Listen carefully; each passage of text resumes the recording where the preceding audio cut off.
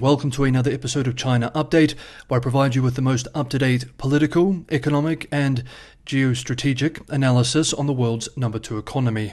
My name is Tony.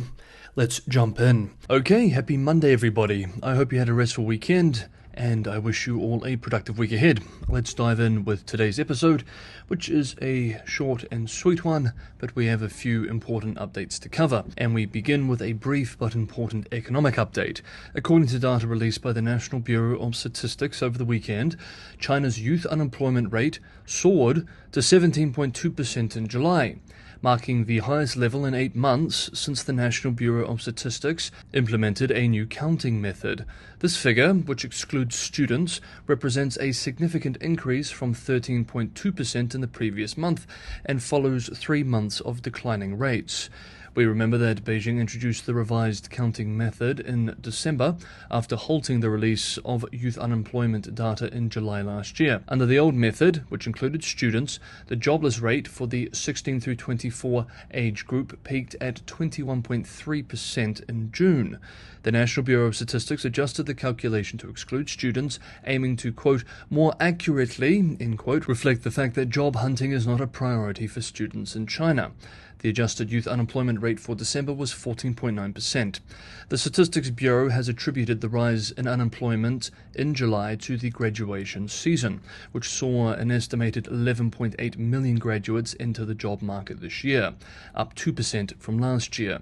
Analysts argue that many of these graduates have had to lower their salary expectations by about a third as the economy struggles to gain momentum.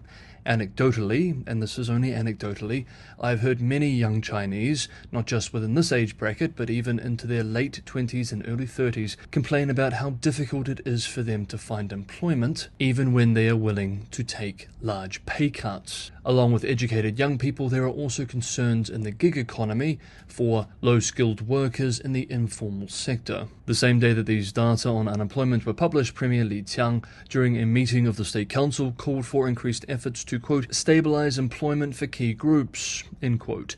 This coming just 2 weeks after the Communist Party's Supreme Politburo emphasized the need to prioritize job opportunities for university graduates. And recently, too, the Central Committee announced plans to, quote, improve the system of employment support for key groups, such as college graduates, rural migrant workers, and ex-service members, end quote. The job numbers came as other economic indicators point to a sluggish recovery, with businesses turning increasingly pessimistic and consumers still wary of spending. Next up, last week the Ministry of Civil Affairs published a draft of revised regulations for marriage and divorce. The proposed new rules would make it easier for people to register for marriage wherever they are, but also includes a 30 days cooling off period for divorce applications, reinforcing a previous rule, meaning marriage is easier, divorce is harder. This is unsurprising considering that Beijing policymakers have long been concerned with plunging marriage and fertility rates. According to China's Ministry of Civil Affairs' own data, China only registered 3.43 million new marriages in the first half of this year, the lowest total recorded in a decade and a decline of nearly 500,000 compared with the same period in 2023. The revised draft regulations from the Ministry of Civil Affairs would reduce red tape in a number of areas, such as the number of identity documents couples need to provide and geographic restrictions on where marriages can be registered. Chinese citizens would only need to present a photo ID and a signed statement confirming that they are unmarried and have no close blood ties to their partner. Crucially, people would no longer be required to present their household registration certificate.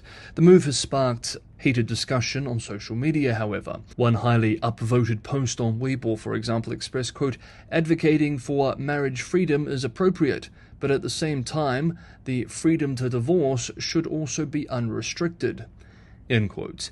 Ye Mingyi, a professor at the Shanghai University of Finance and Economics specializing in family law, told Shanghai-based media outlet 6th tone that the new proposals are part of a wider government drive to digitize its services and make administrative processes more convenient, expressing, quote, "Identity cards have now gone digital with nationwide connectivity, timely updates and comprehensive information, but the household registrar is still stuck in its paper form, and it is failing to keep pace with the needs of the digital age." End quote. Next up, we move to Chinese nationalism and the effect it has on states interacting with China. But just quickly, if you're getting some value from today's episode, don't forget to the like button. Liking, sharing, and subscribing for those who have not done so already are massive helps for the channel and the algorithm. In recent weeks, the algorithm has not been happy with China Update. Hopefully we can turn that around. Patreon and Buy Me a Coffee links are also in the description below for those who want to help keep the channel financially sustainable. Thank you so much, everybody, for the ongoing support. In recent days, Andrew Chubb, a fellow on foreign policy and national security at the Center for China Analysis of the US-based Asia Society Policy Institute, published a report called Chinese Nationalism, PRC Resolve and Crisis Escalation, Views from Indo-Pacific Experts. The report, which uses data from a survey collected with 799 international affairs experts in South Korea, Japan, Taiwan, Vietnam, the Philippines, India, Australia, the United Kingdom, and the United States in late 2023 and early 2024, explores several questions. These include: how do Indo-Pacific experts assess the role of Chinese public opinion during a crisis? Does Chinese nationalist pressure boost Beijing's resolve in the eyes of analysts, former officials, and policy advisors around the region? What effect does Chinese nationalist outrage have on these strategic elites' views of different policy approaches? And do Chinese specialists differ from generalists in their interpretations of Chinese public opinion's significance? The report has 6 key findings. 1. Beijing's mobilization of Chinese public opinion elevated experts' perceptions of risk in the crisis scenario. Region-wide, Chinese public opinion consistently generated substantial upgrades in experts' assessments of the likelihood that China would use military force, impose economic punishment, and not back down. 2. The main effect on experts' policy preferences was provocation. Chinese publicity was more likely to push analysts towards approving a military response and standing firm in the face of economic pressure than promote caution and compromise. 3. Initially, with the hypothetical crisis being handled behind closed doors, US experts were the most confident that China would back down. But after Chinese public opinion was introduced into the scenario, US, UK, and Australian analysts were more likely to upgrade their assessments of China's resolve than their counterparts in the 6 Indo-Pacific countries. 4. Chinese-speaking experts expressed warmer feelings towards China, but favored tougher and more uncompromising policy responses than non-Chinese language speakers. Sinophone experts also appear less inclined than generalists to be provoked by China's publicity and nationalist mobilizations. 5. The elites sampled in this survey took Chinese public opinion much more seriously as a signal of resolve than general citizens did in a previous study.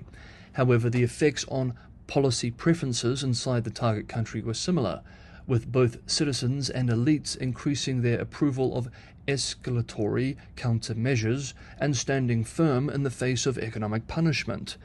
And 6. The results underscore that China and its counterparts need to address these dynamics by defining principles regarding the release and presentation of information during active crisis situations.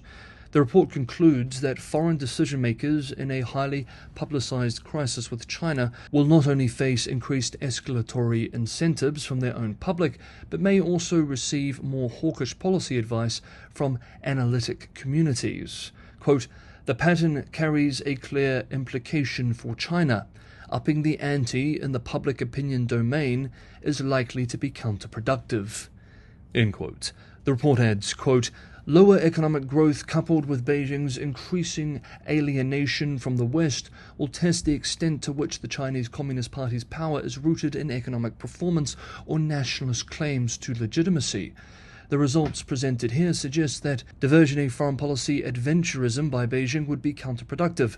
Going public in a crisis may rally the Chinese people around the flag and telegraph credible signals of economic punishment, but it would significantly elevate military threat perceptions, stealing the resolve of foreign citizens and elites alike to stand firm or even to escalate.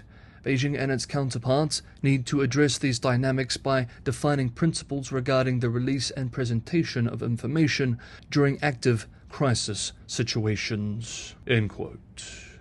Okay, that is today's episode of China Update. Thank you so much everybody for watching. Have a good Monday, have a productive week, and I will see you all tomorrow.